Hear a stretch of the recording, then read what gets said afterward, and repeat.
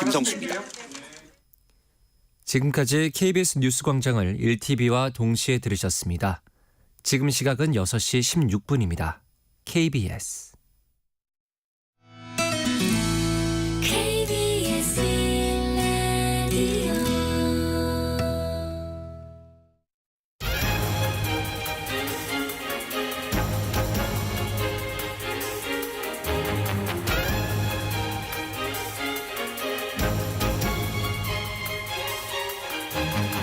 오늘 아침 일라디오. 안녕하십니까. 오늘 아침 일라디오 아나운서 오승원입니다. 인공지능 AI가 빠르게 내 직업을 대체할지 모른다는 불안감이 커지고 있는데요. 지금까지는 기존의 산업용 로봇이나 소프트웨어가 일자리를 대체하면서 저소득 일자리가 먼저 사라졌다면요, 앞으로 좀 달라진다고 합니다. 한국은행이 발표한 AI와 노동시장 변화라는 보고서의 내용인데요.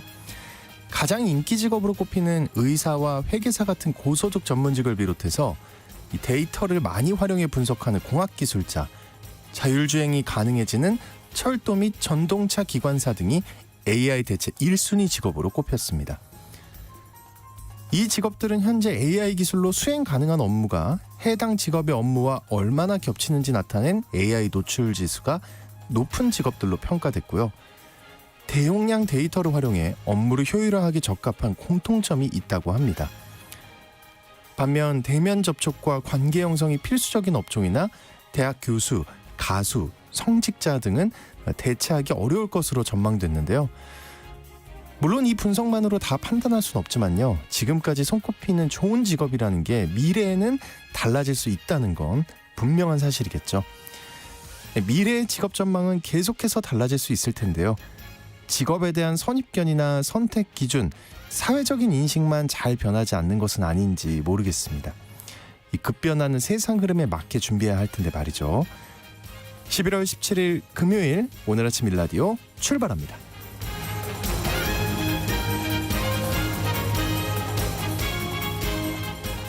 네, 오늘 아침 일라디오 이 시간은 물론 KBS 일라디오의 모든 프로그램은 유튜브 KBS 일라디오 공식 채널이나 모바일 콩 어플리케이션을 통해 실시간으로 함께 하실 수 있습니다.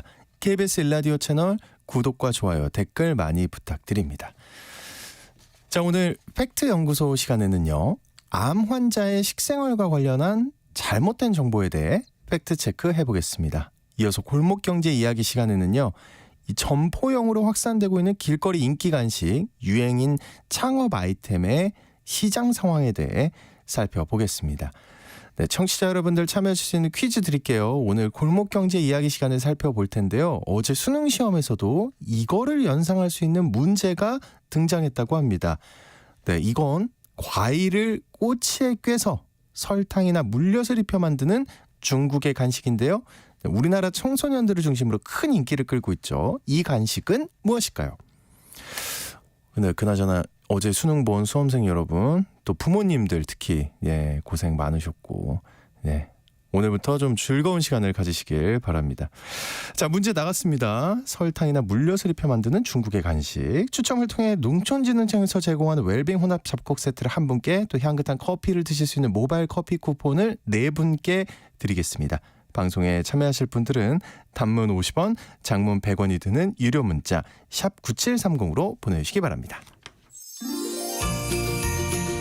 유익한 정보와 살아있는 이야기가 있습니다. KBS 오늘 아침 일라디오.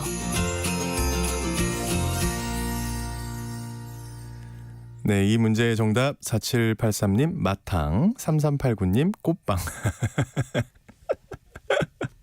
아, 왜 이렇게 재밌죠? 아, 그나저나 아침에 이런 걸 자꾸 보니까 먹고 싶네요. 자, 이 정보가 사실인지 혼란스러운 내용을 바로잡아보는 팩트 연구소 시간입니다. 팩트 체크 전문 미디어죠. 뉴스톱의 선정수 기장님과 함께하겠습니다. 안녕하십니까? 네, 안녕하세요. 네, 안 그래도 좋아하십니까? 오늘 문제로 낸 거? 굉장히 딸내미가 좋아하죠. 아니 근데 제가 궁금한 게 아이들이 먹어도 될 정도의 딱딱함이 아닌가요? 전 진짜 예전에 먹어보고 깜짝 놀랐는데. 치과 의사 선생님들이 네. 이 가게가 늘어날수록 나 떼돈 벌겠다. 근데 마냥 좋아하지만은 않는다고 하더라고요. 너무 걱정된다고. 아, 그렇군요. 예. 네, 알겠습니다. 오늘 팩트체크의 주제가 저 굉장히 관심이 있습니다. 암 환자의 식생활과 관련된 잘못된 예. 정보에 대한 내용을 준비하셨다고 하는데 먼저 암에 관련된 통계부터 살펴볼까요? 예, 보건복지부 암 등록 통계 최신 자료를 보면요. 2020년 신규 암 발생자 수는 24만 7,952명으로 집계됐습니다. 네. 암 발생률은 인구 10만 명당 482.9명이고요. 2020년 암 발생률 순위는 갑상선암, 폐암, 대장암, 위암, 유방암, 전립선암, 간암 이런 순으로 나타납니다. 2020년 기준 암 사망률은 인구 10만 명당 160.1명으로 전년 대비 1.9명 증가했고요. 10년 전과 비교하면 15.7명 늘어났습니다. 암 사망률이 높은 암의 순서는 폐암, 간암, 대장암, 위암, 췌장암 이런 순서로 나타나고요. 네. 2020년 사망 원인 통계를 살펴보면 10대 사망 원인은 암, 심장질환, 폐렴, 뇌혈관 질환, 고위적 장애, 당뇨병, 알츠하이머, 간질환, 고혈압성 질환, 폐혈증 이런 순으로 나타납니다. 이 해에 모두 30만 4,948명이 돌아가셨는데요. 네. 이 중에 8만 2,204명, 그러니까 27%가 암으로 사망을 한 거죠. 돌아가신 분들의 27%가 암이다. 네. 네. 굉장히 좀 많다고 볼 수 있는 거잖아요. 그렇죠? 그렇습니다. 네. 근데 이 암 환자의 식생활 굉장히 중요할 것 같은데 여기에 잘못된 정보가 많다고요.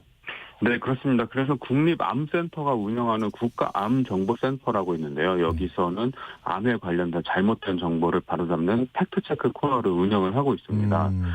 식생활과 관련된 검증 의뢰가 굉장히 많이 들어온다고 하는데요. 그중에 또 많이 퍼진 이야기들을 추려봤습니다. 네.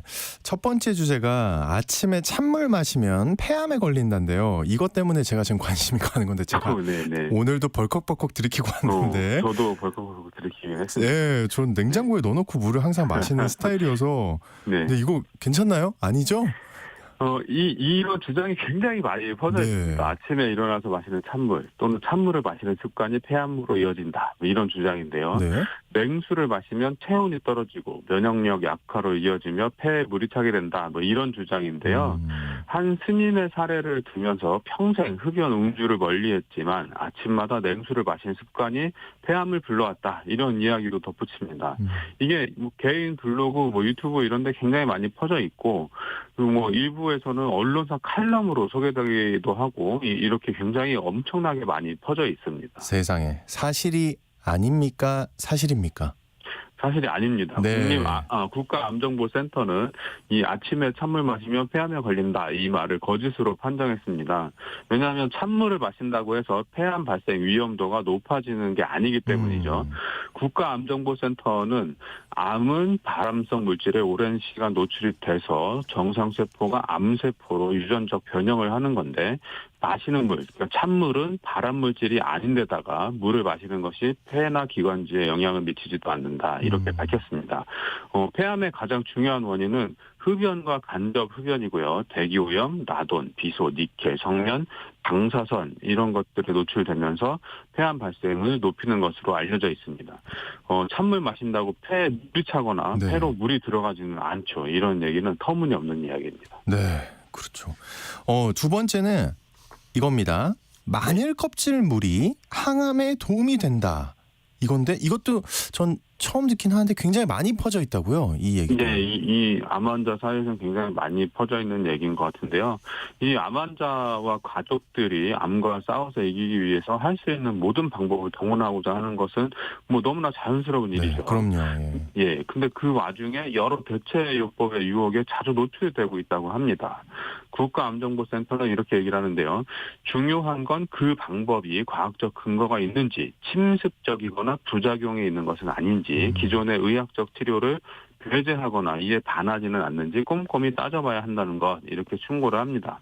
그리고 이 마늘 껍질물을 마시면 항암 효과가 있다는 것은 과학적 근거가 없다 이렇게 밝힙니다.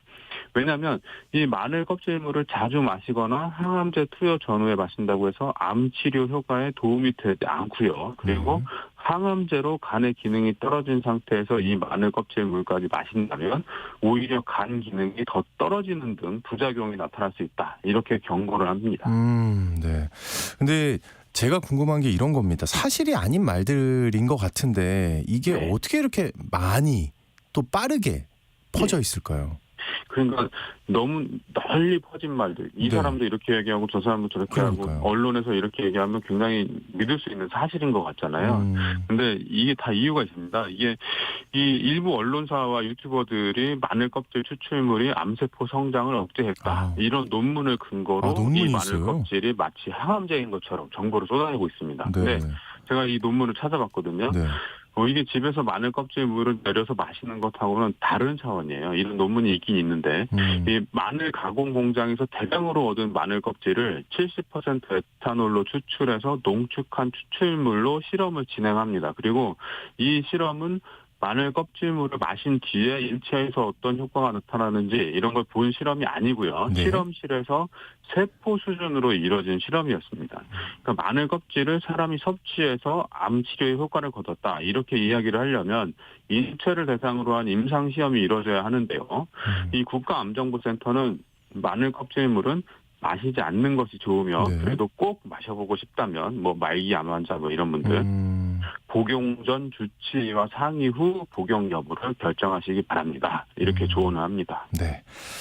다음 주제도 굉장히 널리 퍼져 있는 말인 것 같아요. 이 청취자 여러분들도 제 생각에 한 번쯤 들어보셨을 것 같은데 암 환자는 바로 이 말입니다. 회를 먹으면 안 된다. 이건 어떻습니까? 네, 이 굉장히 논쟁적인 문제인데요. 네. 언론사 기사 검색을 해봐도 어떤 매체는 먹어도 좋다 이런 기사가 나오고 다른 데서는 안 된다 뭐 이런 기사들이 굉장히 많이 나와 있습니다. 이 블로그 같은 데도 굉장히 의견이 엇갈리고 있고요. 근데 이 국가암정보센터는 암 환자도 회를 먹어도 된다 이런 입장입니다. 이 국가암정보센터의 얘기를 좀 들어보면 네. 환자가 면역 억제제를 복용하고 있거나 항암제를 맞은 지 2주 이내라면 면역 기능이 떨어진 상태이기 때문에 생선회나 육회를 드시면 설사나 장염 등이 발생할 수 있다. 그렇기 때문에 면역력이 떨어진 암 환자에게는 회를 드시지 말도록 주의를 준다. 이렇게 밝힙니다. 근데 암 치료를 마쳤거나 면역력이 정상이라면 생선회나 육회를 먹어도 된다. 다만 건강한 사람도 회를 먹고 설사나 장염이 발생할 수 있으므로 그렇죠. 회를 드실 때는 신선한 회로 잘 골라서 드셔야 하며 특히 여름이나 장마 때에는 음식이 쉽게 상할 수 있으므로 주의해야 한다. 이렇게 덧붙입니다. 암 환자라고 해서 모든 분한테 회를 금지하는 것은 아니다. 이런 말이죠. 네. 면역 기능이 떨어진 상태의 환자들은 회 섭취 자제하십시오. 이런 정도입니다. 네. 그리고 또 암 치료 중에는 비타민 보충제를 먹어야 한다. 이런 이야기도 있는 것 같은데요. 비타민 보충제 이건 사실입니까? 이 국가암정보센터 홈페이지 팩트체크 코너에는 대장암으로 항암 치료를 받는 아버지가 비타민 등 영양제를 먹어도 괜찮냐 이런 검증 의뢰가 올라왔는데요. 네. 이 항산화 작용을 하는 것으로 알려진 비타민이 세포 손상을 막아서 암의 위험을 낮추는 역할을 해줄 거다. 이런 기대감이 반영된 걸로 보입니다. 우리 PD의 주장과 비슷한 것 같기도 하고. 예. 예. 근데 이것에 대해서 국가암정보센터는 이렇게 얘기를 하는데요. 암 치료를 받는 환자나 가족은 비타민 보충제 복용을 고민하게 된다. 그러나 암 치료를 받으면서 비타민 보충제를 함께 복용하는 것이 암 치료를 비롯한 암의 재발을 방지하고 부작용을 감소시키는 등의 도움을 주는지에 대한 연구 결과는 아직 과학적인 근거가 부족하다. 이렇게 지적을 합니다. 오히려 영양 보충제를 통해서 비타민을 다량으로 섭취할 경우 암의 위험을 증가시킨다는 연구 결과들이 보고돼 있어서 주의가 필요하다. 이렇게 또 설명을 하고요. 네. 국가암정보센터는 이 의뢰자에게 이렇게 얘기를 하는데요. 아버님은 리포존 비타민 C 등 영양 보충제는 되도록 드시지 않는 것이 좋겠다. 영양 보충제가 암 치료에 도움이 되지 않을 뿐더러 자칫 부작용을 초래할 수 있기 때문이다. 이렇게 설명을 합니다.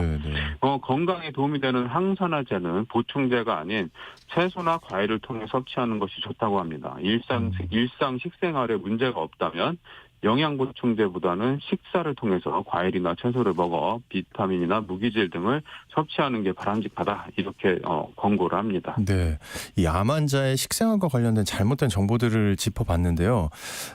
이게 다시 한번 얘기를 짚어주시죠. 왜 이런 말들이 널리 퍼졌을까요? 네, 이 암으로 진단받은 경우에 특히 이제 말기에 가까울수록 기존 치료법이 잘 듣지 않잖아요. 네. 기존 치료법 대신에 누군가 효과를 봤다고 하는 대체요법 또는 민간요법에 의존하는 경향이 나타납니다. 환자 스스로와 가족이 환자의 치료를 위해 적극적으로 나설 수밖에 없다는 점을 감안하면 비난을 앞세울 일은 아닌데요. 그렇지만 앞서 언급한 것과 마찬가지로 환자가 특수한 상황에서 효과를 본 민간요법을 맹시한 나머지 균형 잡힌 식생활을 하지 못하게 되는 경우가 발생하면 치료를 더욱 어렵게 만든다고 합니다. 그리고 약성이 강한 특정 식재료는 과하게 섭취할 경우에 간 기능을 떨어뜨리게 되고 의도치 않은 악영향을 불러올 수 있습니다. 누군가가 어떤 방법을 사용해서 암이 치료됐다고 하더라. 그래서 그 치료법이 나에게도 효과가 있으리라고 기대하는 것은 굉장히 어려운 일입니다.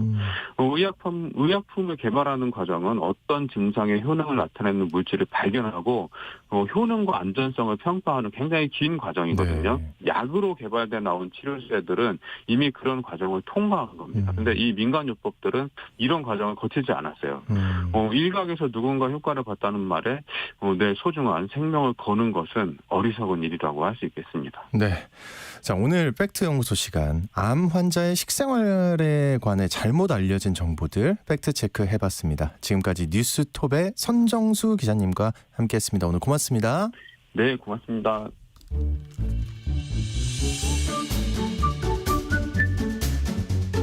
아침을 여는 기분 좋은 습관. KBS 오늘 아침 1라디오.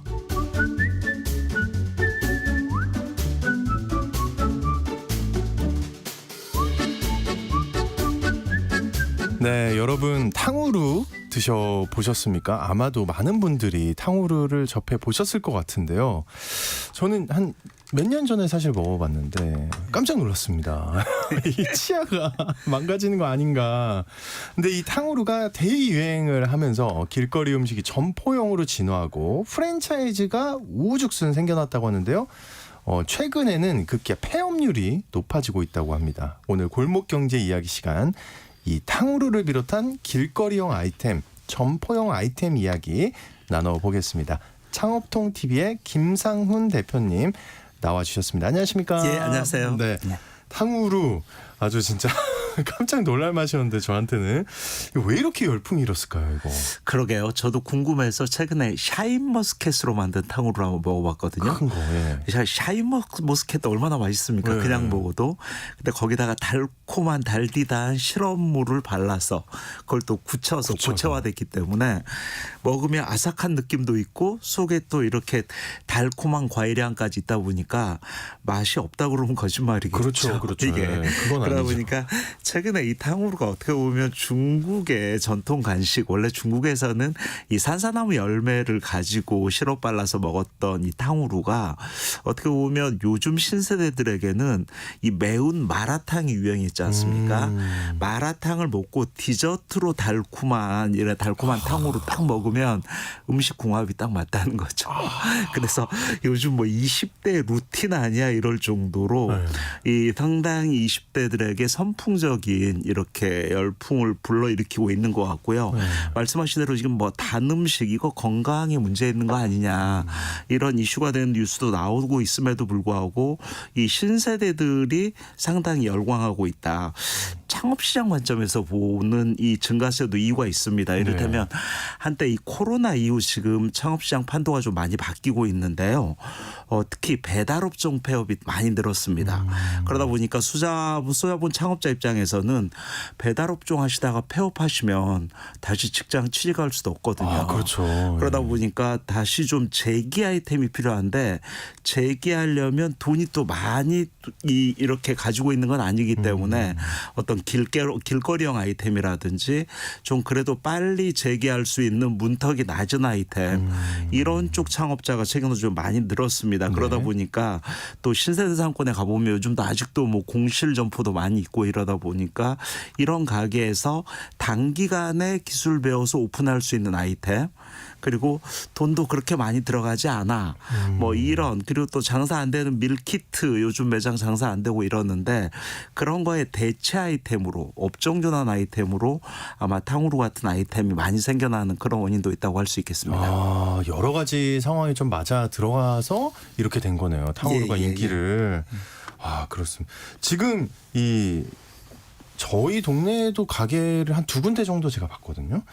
제가 용산인데 지금 시장 현황이 어떻게 파악되고 있는 건가요? 지금 이 포탈에 노출되고 있는 탕후루 가게는 아직 한 2,000개 정도가 아직 안 되는 상황입니다. 아마 지금 2,000개 정도는 이제 늘어난 것 같은데요. 네. 지금 아마 올 겨울이 상당히 좀 정점에 이를 것 같다라는 생각이 듭니다.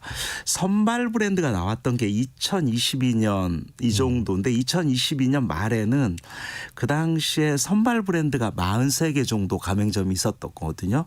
근데 무려 올해 들어서 400개 이상 하나의 브랜드가 400개 이상 늘었어요. 와. 본사는 돈 많이 벌었습니다. 제가 볼 때는. 그러겠네요. 그렇죠. 400개. 지금 선발 브랜드가 거의 470개, 500개 가까이 오픈했고요. 지금 공정에 등록된 공식적인 브랜드가 탕후루 브랜드가 한 10개 정도 되고요. 네. 미등록 브랜드까지 한다면 30, 40개 정도는 이렇게 프랜차이즈 본사가 많이 생겨나고 있고 가맹점도 지금 뭐 상권에 나가보면 새로 생겼어. 그러면 탕후루 가게라고 할 수 있을 정도로 상권에서는 상당히 많이 생기고 있다. 저게 뜨나? 요즘 이렇게 느끼는. 그렇죠. 이제 예. 체감이 돼요. 예, 그렇죠. 예, 예. 예. 아, 근데 이 점포 창업까지 할 정도면 그리고 이게 좀 이렇게 외곽에 할 수 없잖아요. 예. 그렇죠. 저희 예. 어린 친구들이 와야 되니까. 맞습니다. 젊은 친구들이 와야 되니까. 주요 상권에 만약에 한다고 하면은 돈이 굉장히 많이 들 것 같은데요. 이게 맞습니다. 감당이 되나요, 이게? 이게 신세대 상권 특히 네. 요즘 뭐 이게 탕후루가 지하나 2층에 오픈하는 것도 아니고 그렇죠. 1층에 해야 되거든요. 길거리에. 예, 딱 맞습니다. 옆에. 1층에 1층 10평 기준 그리고 최소한 상급지 아니면 중급지 중상급지에 오픈을 하거든요. 이렇게 보면 지금 점포를 빼고 선발 브랜드 같은 경우는 점포 빼고 들어가는 비용이 7,600만 원입니다. 그러면 와, 7,600. 7,600. 거기에다가 점포 비용을 하면 무권리 점포를 찾더라도 최소 5천은 들어가거든요. 무권리가 그러면 5천. 네. 그렇죠. 그러면 아무리 안 돼도 1억 2, 3천 정도는 선발 브랜드는 들어가야 되고요. 서울 수도권 기준으로. 네. 후발 브랜드는 또 경쟁업체들은 선발보다는 싸게 받으려고 하기 때문에 우리 브랜드는 10평 기준으로 3, 4천만 원이면 오픈합니다. 이렇게 또 광고를 하죠. 그럼 여기에 5, 6천 한다고 하더라도 1억 미만이면 충분히 오픈할 수 있다. 1억 정도 자금이 어떻게 보면 한국인들의 평균 투자 금액이 1억 정도고요. 뭐 부족하면 2, 3천 대출 받자. 예전에는 이렇게 많이 했는데 지금 요즘은 고금리 때문에 대출 받기가 좀 부담스럽다. 이런 것 때문에 좀 창업 시장이 어렵긴 합니다만 여하튼 1억 미만 아이템으로 이슈가 된다. 이거는 창업자들 뭐 기존 창업자들도 저거 한번 해볼까 이렇게 생각을 하는 정도입니다. 그렇군. 예.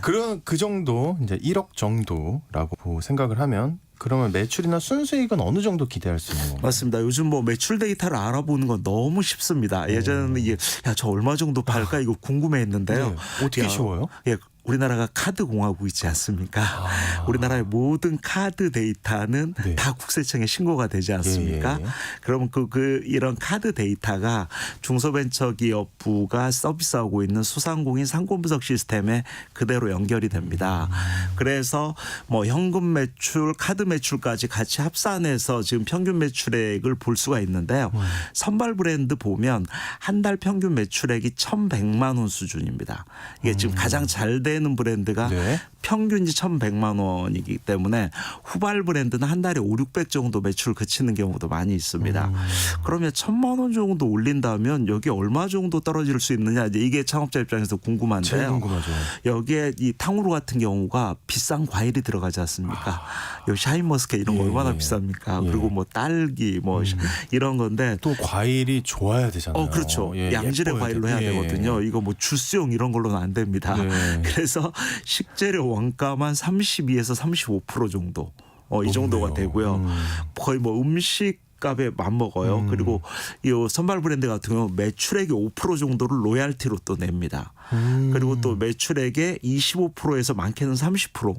신기한 거는 요 인건비가 25% 30%까지 가는 게 시급을 15,000원까지 줘도 요즘 알바 구하기 힘들다. 왜냐하면 커피 알바는 너나 하려고 하다. 예. 너나 없이 많이 하려고 하는데 탕후루집에 가서 뒤를 한번 보시면 야 알바하시는 분들이 열심히 생과일을 꼬치에 꽂고 있거든요. 이게 사실은 쉬운 일은 쉬운 일이 아닙니다. 아니에요. 예, 네. 그러다 보니까 기피하다 보니까 우리는 야 주유수당 포함해서 12,000원 아니고 15,000원 줄게. 이러면 판매자 입장에서는 인건비가 올라가는 거고요. 또 매출액 대비 15%는 최소한 월 임대료고 그러다 보니까 잠깐만요. 이거 예. 몇 프로가 남는 거예요 예, 지금? 1,000만 원 정도 올린다고 하더라도 한 20% 미만 한 200 정도 떨어지면 많이 떨어진다. 이게 아마 선발 브랜드니까 5, 600 매출인 데는 이거 뭐 100만 원 벌이 되나 이런 매장도 지금 나오고 있습니다. 그 최근에 탕후루에 대한 부정적인 보도들이 많이 보여요. 그 예상 어떻게 보면 좀 예상되는 일이기도 한데 인기가 좀 꺾이고 있지 않나요? 어떻습니까? 저는 탕후루는 지금 선발 상권들 지금 아마 전국적으로 2,000개 매장 정도니까 네. 지금 미투 브랜드가 엄청나게 많이 생기고 네, 있고요. 네. 이러다 보니까 신세대 상권에 나가 보면 요즘 탕후루 가게 뭐 홍대 같은 대형 상권, 건대 같은 상권에 가면 탕후루 가게 여차하면 10개 찾을 수 있거든요. 그렇게 많이 있습니다. 한 개 네, 상권에. 네. 그러다 보니까 이제 선발 상권 같은 경우는 일부 먼저 선점했던 분들이 어떻게 보면 권리금 받고 빠지려는 출구 전략을 진행하는 사람들도 지금 목격되고 있습니다. 보인다. 예. 그러다 보니까 어떻게 보면 선수들은 지금 선발 상권에서는 좀 빠지려는 경향도 있다. 양도양수를 하는 사람도 있다. 하지만 전체적인 전국적인 동향은 아직도 탕후루는 계속 많이 생겨나고 있고요. 아마 올 겨울까지는 최대 정점을 이룰 것 같고요. 아마 내년 봄 이 정도부터 본격적인 구조조정이 일어날 가능성도 크다라고 보여집니다. 아니, 잠깐만요. 예, 예. 너무 기간이 짧아요. 맞습니다. 요즘 뭐 걱정이네. 창업 시장에는 6개월이면 뭐 완전 판도가 바뀐다 이렇게 보기 때문에 네. 아무래도 이 아이템이 좀 진입 장벽이 낮고 투자 비용이 생각보다 많이 안 들어가고 그러니까 단기간에 많이 생기는 아이템은 또 단기간에 없어질 수도 있다. 이게 뭐 이 창업 시장에 거부할 수 없는 하나의 어떤 그 법칙인 것 같습니다. 네. 제가 볼 때. 애당초 뭐랄까 이런 유행 아이템이라고 해야 될까요? 오래가기 어렵다는 생각이 드는데 어떤 기준으로 사실 이걸 판단할 수 있을까요? 맞습니다. 이게 네. 참 유행 아이템의 판단 기준. 일단 시장에서는 최소 6개월 이내 그러니까 이 단기간에 급증하는 아이템. 예. 이게 일정적으로 유행 아이템이다. 그냥 특정 아이템, 특정 브랜드가 단기간에 너무 많이 생겨. 이걸 일반적으로 유행 아이템이라고 하는데요. 야, 그러면 과연 이게 이게 유행이라고 봐야 돼? 근데 유행 아이템은 꼭 안 좋은 거야? 이런 것도 생각을 그렇죠. 하는데 예. 사실은 어떻게 보면 좀 이 창업 시장에 잔뼈가 굵은 분들은 무슨 소리니 유행 아이템으로 돈 버는 거야 이렇게 얘기하거든요. 어떻게 또 그래요? 봅니까? 물어보면 남들 안 할 때 시작하고 남들이 많이 뛰어 들어오면 한 8분응선 정도 시점에서 빠져나와야 돼. 어떻게 보면 주식 얘기하는 것 같기도 하고. 예, 시작과 끝을 잘하면 돼. 이게 말은 쉬운데 참 어려운 얘기입니다. 그래서 보면 시작 시점이라고 한다면 대형 상권 같은데 이미 두세 개가 생겼어. 이거 지금 시작 시점이에요. 네. 선수들이 뭐 탕후루라는 거를 한데 아까 앵커님 말씀하셨듯이 사실 탕후루가 거의 한 10년 전에도 이대 앞에 있었거든요. 그러니까 길거리 음식으로. 예, 맞아요. 명동에도 근데 있었고. 예. 다시 포장해서 지금 나오는 거기 때문에 야 이대나 그 당시에 이대 신촌 홍대 같은데 새로운 거 생겼어. 이 정도가 지금 시작할 시점이라고 보는 거고요. 그다음에 이미 그런 선수 매장들이 가게 바뀌었던데 탕후루 가게가 다른 간판 달았어. 이게 선발 상권에서 한두 개 목격되면 선수들은 야 이제 출구 전략 준비해야 될 것 같다. 그래서 이 메인 상권과 그다음에 어떻게 보면 지역 상권 아니면 서울 상권과 지방 상권 여기에 따라서 유행 아이템의 사이클이 약간 좀 이렇게 시차를 두고 차이가 발생할 수 있다. 이렇게 하지만 이해하시면 사이클의 모양은 비슷하다. 그렇죠. 예. 그러면 어떻게 보면 그런 걸 좀 잘 파악하려면 메인 상권을 좀 매 눈으로 계속 봐야 되겠네요. 계속 봐야 되겠죠. 어. 요즘 창업자들은 열심히 가게에만 붙어 있는 게 꼭 능사가 아니고요. 요즘 어느 지역 꼭 메인 상권이 서울에만 있는 것도 아닙니다. 네. 어떤 유행 아이템은 부산에서부터 유행하기도 하고요. 대구에서부터 유행하기도 하기 때문에 야 지금 선발 아이템이 어디에서 시작했는데 최초 시발점 그곳에는 지금도 잘 되고 있나? 이런 거는 계속 추적 관찰하는 게 중요하다고 할 수 있겠습니다. 아, 예. 어쨌든 그 시장의 흐름이 좀 달라지고 있는 것 같은데 그래도 이렇게 프랜차이즈들이 되게 많이 생긴 거잖아요. 예. 아까 살짝 통계를 얘기해 주셨는데 거의 뭐 6-7배 최소 그 정도 예. 는 것 같은데 그 뒤늦게라도 지금이라도 예를 예. 들어 이 아이템으로 내가 꼭 하고 싶다 이런 분들이 있을 수 있거든요. 예. 그러면 어떤 전략을 세우는 게 좋을까요? 먼저 저는 이 창업 시장에 대해서 완전 초보예요. 이런 분들은 저는 좀 피하셨으면 좋겠습니다. 저는 아, 이런 말씀 들어. 예, 이게 사실은 쉽긴 한데 네. 자칫하면 희생타가 될 수도 있어요. 제가 볼 때는. 하지만 선수 창업자들은 야 이거 기회야 할 수도 있어요. 제가 볼 지금 때는. 이 시장에서도요? 그렇죠. 지금도 기회일 수 있는 곳은 있습니다. 예를 들어서 예, 이해가 안 지금 돼요. 홍대에 새로 오픈하겠어요. 이건 뉴스가 아닌 거죠. 지금은. 예, 예를 들어서 오히려 근데 지방상권인데 신세대가 몰려오는 관광지 상권이나 이런 곳에는 지방에 가면 탕후루 가게가 지금은 많지 않습니다. 아, 그래요? 예. 그리고 지금 이를테면 뭐 우리나라 커피 같은 경우는 10만 개가 넘었기 때문에 뭐 어디를 가든 커피의 선발 브랜드는 뭐 지금 뭐 에모 커피 이런 게 전국적으로 2,500개 생겼거든요. 근데 지금 탕후루 전체가 2,000개가 아직 되지 않는다. 이런 상황이니까 지방 상권에 길거리 음식이 먹히는 신세대가 몰려오는 입지 이런 곳에서는 아직도 저는 충분히 가능성이 있다. 저는 가능성이 있습니다. 여기에서 좀 저평가된 즉 네. 점포 비용 즉 월 임차료가 싼 이런 점포를 구해서 오픈한다면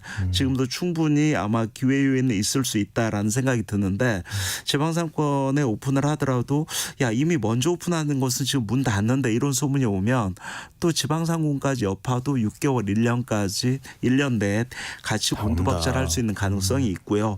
또 근데 이 정도 유행을 했으면 그러면 야 1, 2년 후에 탕후루 가게 다 없어지는 거야? 다 없어지지는 않습니다. 네, 그렇죠. 그래서 일부 구조조정이 이루어지고 나고 그다음에 살아남는 가게들은 또 갈 수 있거든요. 그래서 그런 부분 좀 잘 유념하면서 시작 시점 그다음에 출구 전략까지 가능하고 요즘 탕후루가 그래봐야 객단가가 낮기 때문에 탕후루하고 같이 팔 수 있는 가게 뭘까. 오히려 저는 기존 커피집에서 탕후루 할 수 있습니다. 예를 들어서 궁합이 나쁘지 않네요. 맞습니다. 네. 커피 팔면서 쓰고 탕후루 하나 달고. 들고 오게 할 수 있거든요. 그러니까 커피 플러스 탕후루 세트 이런 거 팔아도 됩니다. 좀 부담스러울 수 있으니까 예. 약간 미니 탕후루 느낌으로. 그렇죠. 예, 그런 거 해도 살짝 작게. 되고요. 예. 사실 탕후루 만드는 거 너무 쉽습니다. 네, 봤어요. 유튜브 검색하면 뭐 탕후루 만드는 법 너무 자세히 나오거든요. 그러니까 어렵지 않습니다. 그래서 저는 오히려 기존에 수많은 장사 안 되는 한 달 뭐 1,000만 원 매출 안 되는 카페들 많거든요. 거기에서 어떤 좀 매출 증대 아이템으로 탕후루를 보완제로 이렇게 추가하는 것도 오히려 의미가 있다. 꼭 신규로 탕후루 가게만 할 필요가 없다. 저는 이런 생각이 듭니다. 맞아요. 좀 그런 생각이 필요한 것 같습니다. 근데 또 이렇게 약간 탕후루도 그렇고 노점형 아이템이 점포형으로 가는 경우 뭐가 더 있었죠? 갑자기 생각이 잘 안 나는데. 사실은 네. 대표적인 게 아마 그때 노점형 아이템이 점포형으로 가서 대대적으로 인기를 끌었던 게 토스트 가게였습니다. 그 당시에 네. 무슨 온갖 토스트 브랜드들이 정말 많이 나왔었고요. 그랬던 것 같아. 토스트 가게 앞에 줄 서는 사람들이 100명이 줄 서 있다 막 이런 거 많았었거든요. 근데 그때도 토스트 가게들이 그 많던 토스트 가게가 지금 많이 없어졌고 네. 완전 없어지지 않았습니다. 지금도 물론 있긴 있죠. 있는데 예. 그 당시에 왜 그 토스트 가게가 많이 없어졌을까 보면 네. 줄 선 사람이 야, 저 한 사람당 얼마 정도 매출을 올릴까? 그러면 초기에는 1인당 한 1,500원, 2,000원 정도를 사기 위해서 줄 섰거든요. 네. 그럼 2,000원을 사기 위해서 줄 선다고 하면 100명이 줄 서 있으면 그냥 매출은 딱 정해져 있죠. 20만 원 매출인 거죠. 곱하기 30일 풀로 영업하면 600만 원 매출인 거죠. 거기에 원가 빼고 또 점포형이기 때문에 월세를 내야 되는 거죠. 노점형은 월세를 내는 게 아닌데 네. 거기다가 또 야, 이게 100명 정도 팔리면 혼자서 못 하거든요. 그럼 알바 하나 또 써야 되거든요. 예. 그러다 보니까 야 5, 600 정도 팔아봐야 뭐 나한테 떨어지는 게 100만 원이야. 이러면 내가 어디 가서 일해도 200 이상은 받는데 이거 의미 없어 이러면서 다 없어진 거거든요. 이게 그래서 노점형 아이템이라는 게 고정 비용을 줄일 수 있으면서 좀 순이익률을 높인다는 차원이 중요한 건데 네. 요즘 점포용으로 가면 고정 비용이 많아져서 특히 탕후루 같은 경우도 객단가가 지금 3, 4천 원짜리거든요, 보통. 이러다 보니까 줄 서는 가게가 많다고 하더라도 이게 월세 비싸지 또 인건비까지 비싼 거예요, 탕후루는. 이게 직접 손으로 다 기계가 깨는 게 아니고 손으로 깬다는 게 이게 핵심인데요. 네네. 그러다 보니까 야 이게 실질적으로 야 이게 창업자 입장에서도 아주 행복한 아이템인가 이런 부분은 좀 이렇게 의아심이 있습니다. 그 길거리 아이템들이 진화를 또 해서 점포형까지 발전하기도 하는데 이 주전부리 아이템, 길거리 아이템도 변신을 한다는데 이게 어떤 일입니까? 이게 일단 계절별로 좀 바뀌는 경우가 가장 많죠. 계절별. 사실 예, 겨울철 같은 경우는 요즘 열심히 이제 밖에 가면 붕어빵 노점 열심히 보이죠, 요즘 이제. 성수기를 네. 이루고 있죠. 뭐 네. 붕어빵, 군고구마. 근데 군고구마 원가가 올라가면서 요즘 군고구마의 노점은 많이 없어졌고요. 아 그래요? 예. 여름철 같은 경우는 뭐 40cm 아이스크림, 뭐 빙수, 예. 아니면 또 이런 뭐 찰옥수수, 옥수수 이런 계절 유행 아이템이 있고요. 하지만 1년 내내 꾸준한 노점 아이템, 이를테면 뭐 호떡 노점, 그다음 어묵, 그다음 떡볶이 노점 이런 것들은 뭐 1년 내내 꾸준히 길거리 아이템의 스테디셀러 아이템이라고 할 수 있을 정도로 네. 유행 타지 않는 이런 아이템도 있다고 할 수 있습니다. 그 지금 말씀하신 아이템들 사실 그 길거리에서 장사하기에 이제는 규제가 많잖아요. 그죠? 예. 쉽지 않은 환경이 된 것 같아요. 예. 환경이 많이 바뀌었는데 점포용 사업과 길거리용 아이템의 장단점을 한번 정리를 해 주시겠어요? 제가 볼 때는 점포용 아이템은 어떻게 보면 이 창업 실패하고 이제 더 이상 나 먹고 살아야 되는데 재기 아이템 측면에서 투자 비용이 점포 비용보다 적게 들어간다. 이게 가장 큰 메리트라고 봐야 되겠죠. 네. 그러다 보니까 고정 비용도 창업이라는 게 매출도 중요하지만 비용이 적게 들어가야 순이익이 많이 남기 때문에 점포용은 고정 비용이 많은 반면 이 길거리형 아이템은 고정 비용이 뭐 월세도 안 들어가고 여차하면 나 혼자 하거나 아니면 뭐 부가 하면 딱 맞아 이렇고요. 그 반면 창업자 만족도 입장에서는 점포용 아이템은 그래도 실내에서 하지 않습니까? 네. 노점형 아이템은 이제 겨울철 추워지면 그렇죠. 외부 공간에서 영업하고 그다음에 점포용 아이템이 대부분 합법적인 공간에서 영업하기가 어렵습니다. 그러다 보니까 이런 공유지라든지 아니면 단속을 하는 지역에서 영업을 하기 때문에 늘 단속요원 신경 쓰고 이러다 보면 이런 창업자 만족도가 결코 높지는 않죠. 그래서 전국에 뭐 전국 노점상 연합회 이런 단체도 있습니다만 그분들의 꿈은 야 작은 가게라도 내 가게 안에 갖는 게 꿈이야 뭐 이렇게 얘기를 하거든요. 그리고 소비자들 입장에서는 오히려 또 점포에서 먹는 것도 중요하지만 길거리에서 먹는 이런 또 즐거움도 그쵸. 있단 말이에요. 네. 소비자들 그 입장에서는. 맛이 있죠, 나름의. 맞습니다. 네. 그리고 지속 가능성 측면에서도 점포용보다 이렇게 그 노점형 아이템이 날씨 비 오거나 날씨가 안 좋으면 또 영업을 잘 못하는 경우도 있기 때문에 좀 항상 점포용 길거리형이 좀 보완제가 되면 좋겠는데 일장일단 있다고 봐야 되겠습니다. 그 유행 아이템들을 다룰 때요. 대표님, 그 예. 요즘 같은 트렌드에서 어떤 점을 고려하는 게 중요한가요? 저는 유행 아이템 같은 경우는 철저히 오래 가지 않을 수 있다. 어떻게 보면 일반 점포용은 그래도 마라톤이다 이런 개념으로 영업을 한다면 이런 길거리형 아이템은 야 100m 달리기야. 그래서 빠르게 전력 투구해서 어느 시점까지 집중적으로 하고 그 시점에 한 달 같은 경우도 외부에서 영업하신 분들은 30일 영업이 거의 불가능하거든요. 우리나라에 그 많던 푸드트럭 같은 경우도 그러니까요. 평균 영업 일수가 한 달에 15일에서 20일을 넘지 않았습니다. 이렇기 때문에 저는 항상 영업 일수 생각을 대비해서 매출액을 예상을 해야 되고요. 그래서 하루에 100만 원 팔았다고 한 달 3천 매출이 절대 아닙니다. 아니다. 예. 그래서 그런 부분 중요하고 두 번째는 계절별로 출구 전략과 그다음에 이런 시작하는 시점 항상 야 요즘 노점형 아이템 중에서도 선수 창업자들이 있습니다. 그래서 그들이 요즘 뜨는 곳이 어디인가.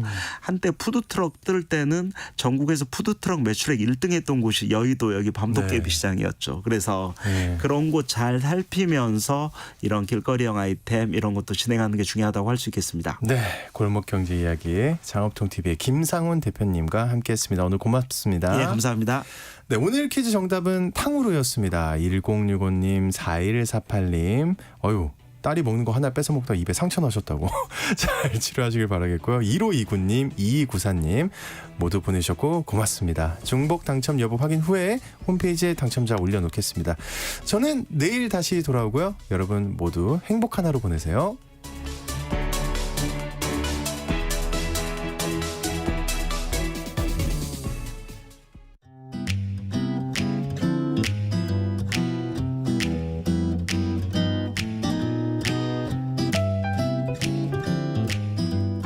안녕하세요. 바른말 고운말입니다. KBS 1텔레비전에서 방송되고 있는 우리말 겨루기에서 나왔던 문제를 짚어보겠습니다. 오늘은 우리말 달인 도전 1단계로 2개 중에서 맞는 표현을 맞히는 문제입니다. 자, 먼저 둘로 노느다와 둘로 노누다 중에서 맞는 표현은 어느 것일까요? 이 경우에는 두 번째 음절의 모음을 으로 쓰는 노느다가 맞습니다. 노느다